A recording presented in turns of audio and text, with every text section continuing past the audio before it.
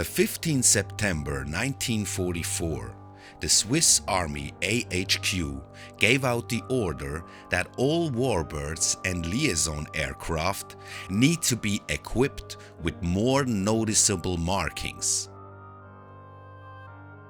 These markings included the nose, the wing tips and the tips of the horizontal stabilizers in white, and red and white stripes on the upper and lower surface of the wings and around the fuselage. And these were what we now refer to the neutrality stripes of the Swiss Air Force from the Second World War.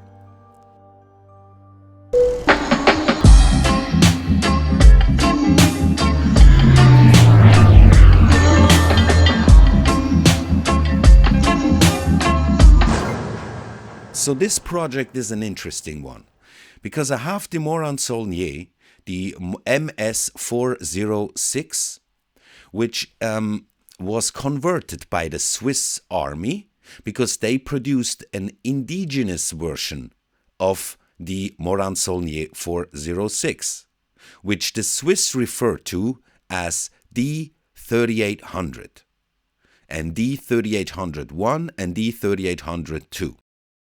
So the version I built here is the D-3800 from 1944 in full neutrality markings. The kit is from RS Models. It's a Czech manufacturer. It's my first kit from this manufacturer. And the kit, although it was produced in 2012, it has quite a lack of details. The fit is not too good, and yeah, also the instructions are a bit difficult to read sometimes because they put a lot of steps in one step, and yeah, it's not like you would call a high-end or high-quality kit. But since they offer the possibility to build these Swiss indigenous versions of the Morane Saulnier, I kind of really like this kit.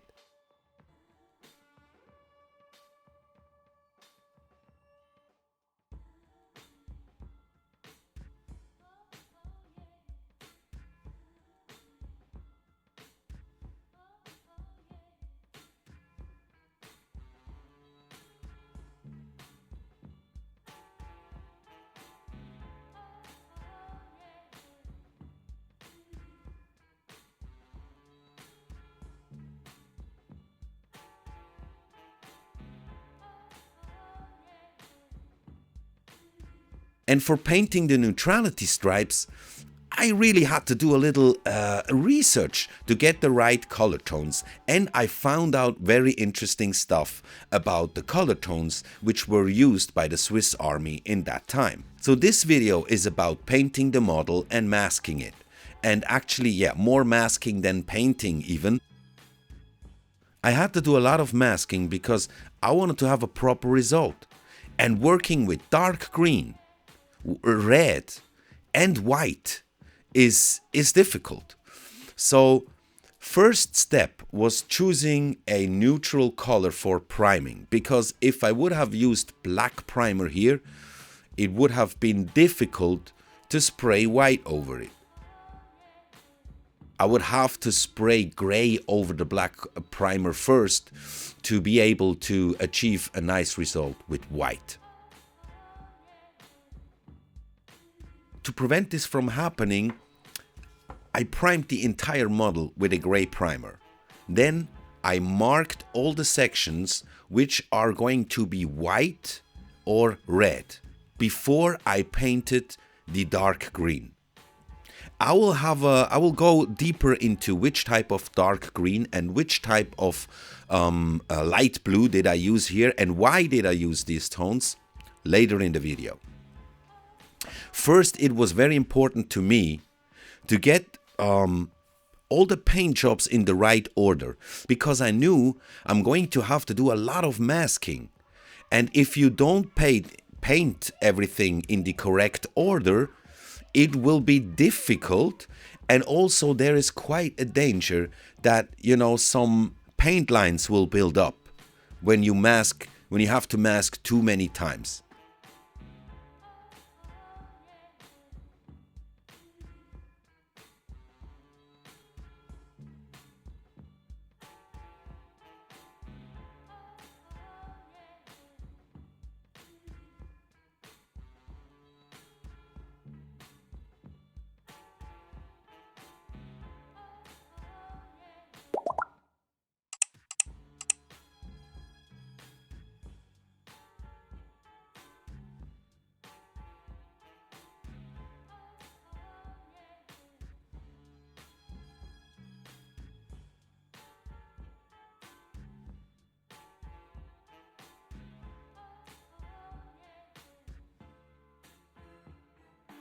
So as I said, I had to do a lot of masking.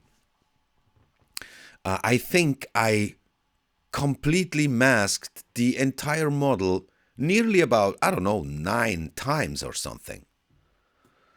And in between the masking, I always had to wait minimum 12 to 24 hours because I didn't want to risk to rip the paint off when I demask it again, because that's what I was doing most of the time, you know.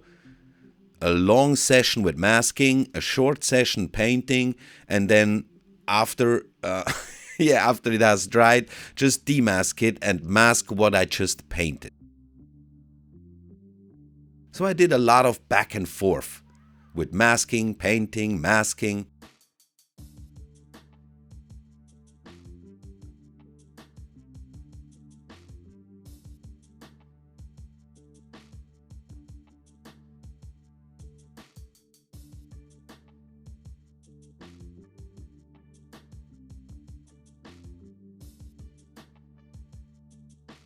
So after painting the nose, the upper and lower half of the wings, and also the fuselage part in white, it was time to mask everything for the red, which is about to be painted.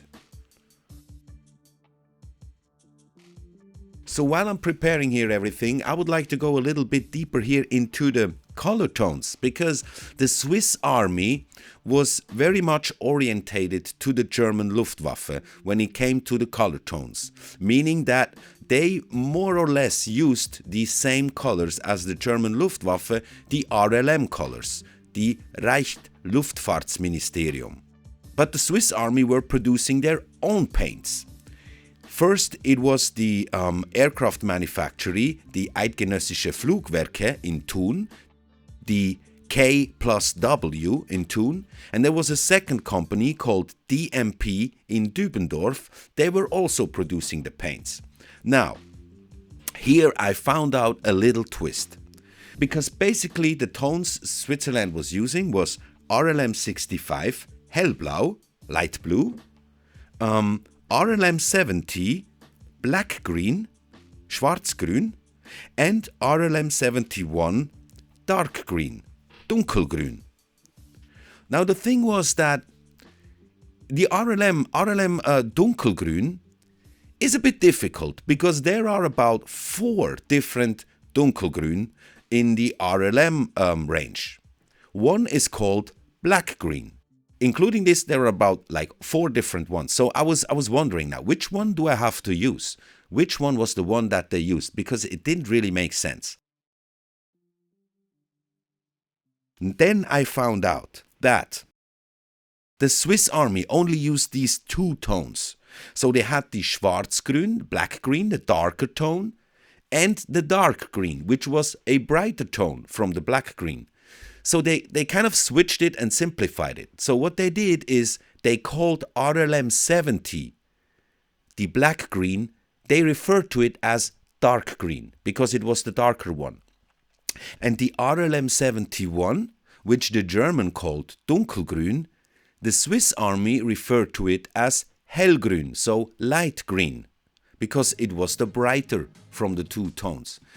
And when I read this, then I know why I was so confused all the time, because it didn't really make sense with the dark green and the bright green of the Swiss army compared to the tones that the German Luftwaffe used. But now I know that the Swiss army referred to the black green as dark green. So this was also the tone that I used, RLM 70, which is the Swiss version of dunkelgrün.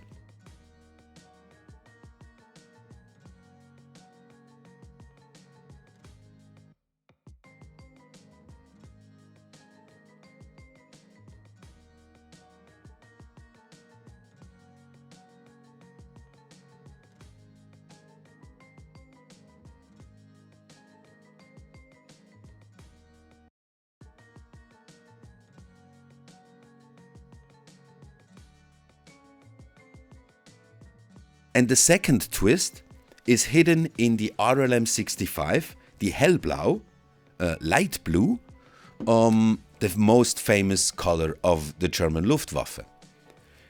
Now, the Swiss refer to it as gray blue, and they used this color first, but I think around 1940 or a bit later, they changed it and used RLM 76, Lichtblau, light blue. That is the tone the German Luftwaffe used a bit later in the war. And when this came out, when this paint tone came out, the Swiss army also started using this, Lichtblau. So at first, the Swiss army were just ordering these paints from Germany, from the Reichsluftfahrtsministerium.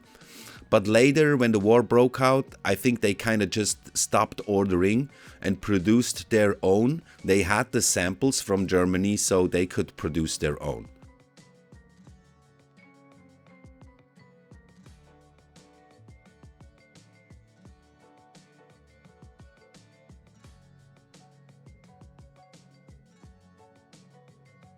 So as you just heard, for this build I did a lot of research, especially when it came to the paint job and the color tones used. Unlike I do it most of the times, I didn't use the internet that much. I used this book that I have about the Swiss camos, and I used the footage, the video footage and the photos that I took myself of the real aircraft in the Flap Museum in Dübendorf.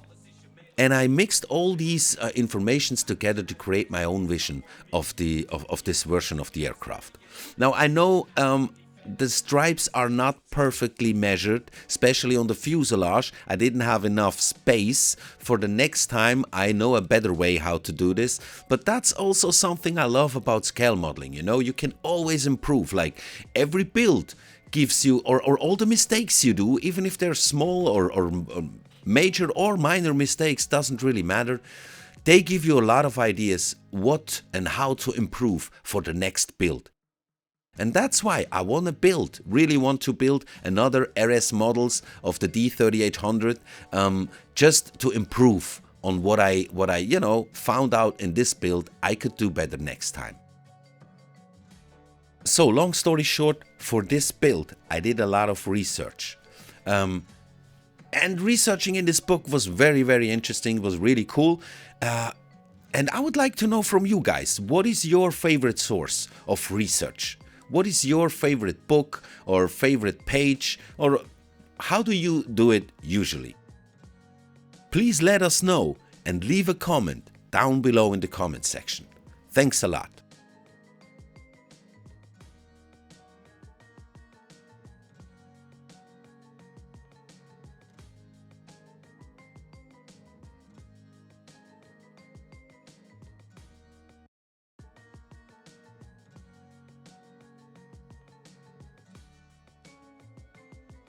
And this is the book in which I read all these interesting facts and informations about which paint tones were used for the Swiss camos. Here I'm showing you those round tips at the horizontal stabilizer, and I was breaking my head, how should I do this the proper way? And then suddenly I found out, yeah man, I have this circle cutter. I bought this like 3 years ago, just exactly for doing something like this, or maybe if I want to paint my own insignias or something. And yeah, I found out that this is the perfect occasion to finally use my circle cutter.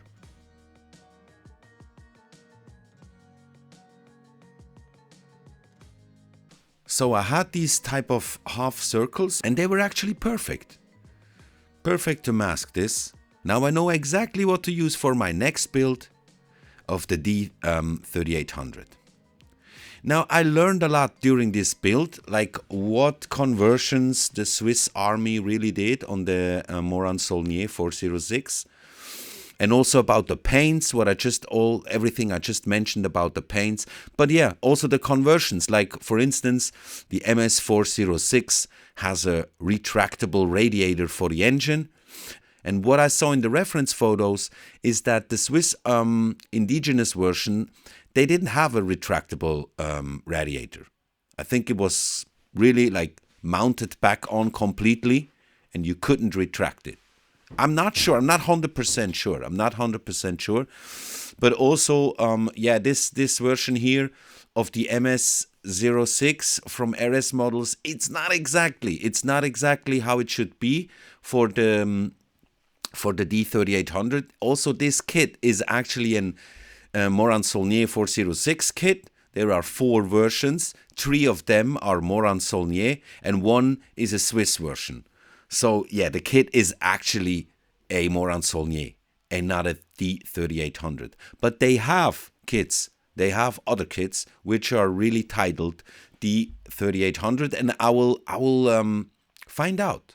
I will find out if they are if the conversion is better in these kits, or if it's just the same Morane Saulnier 406 kit, because I have them here in my stash and I'm surely going to build one this year. I really enjoyed this build, and you know, I'm Swiss and building a warbird of the Second World War, Swiss markings, and doing some research for the paints and for the conversions and when it was used in what sort and what type of ways is really very interesting. I also like to do this with aircraft and stuff from other countries, but if it's your home country, it's more special.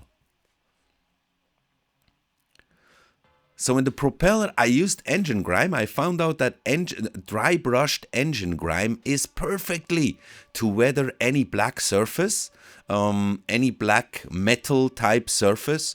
I think it gives a very good look of a worn metal black object, a black surface. And what I was trying to do is have the backside of the propeller blades more weathered than the front side, if that makes sense. Because that's another twist that I got to know from one of my comments of the video, Stop Overweathering Your Scale Models, or Accuracy versus Art Form.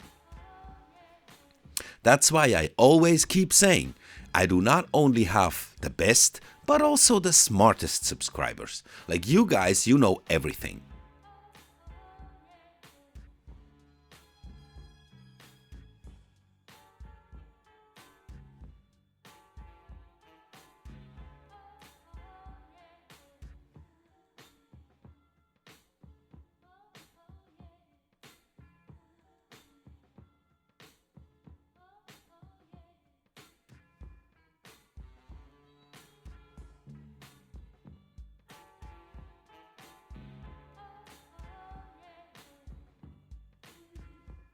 So if you are enjoying the Rusty Scale Show right now, please do not forget to like the video, subscribe to the channel if you haven't already.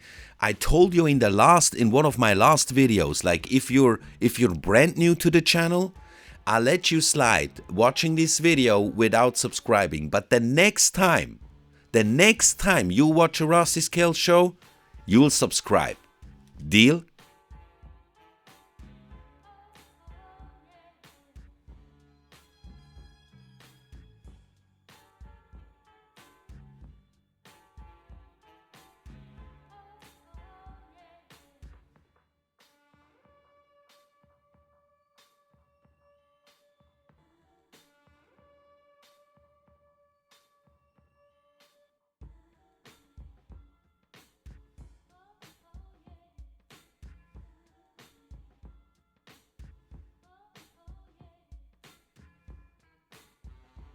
So now the painting is basically over. I'm actually already in the weathering here. I'm doing some chippings. I'm using the shaders to do the exhaust stains and apply some dirt and stuff. Use different type of tones to do all these stains and smoke stains and stuff. So yeah, we are basically done with the paint job. Up next, I'll show you some beautiful pictures of the completely finished model of the D-3800 in full neutrality markings.